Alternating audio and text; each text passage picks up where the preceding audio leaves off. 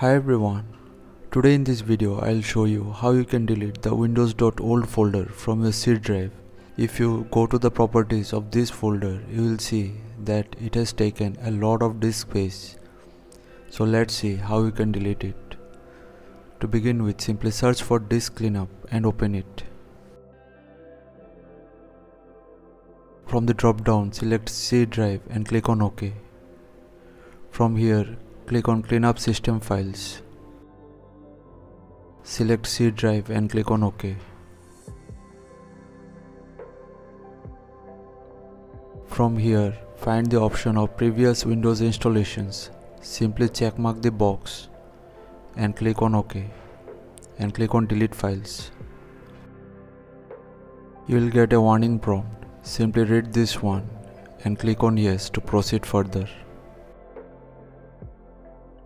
Now wait for the process to finish. It will take some time depending on the size of the Windows.old folder. Once done, the folder will get deleted. So thanks for watching. Please feel free to subscribe and support the channel if you found the content helpful. Thank you.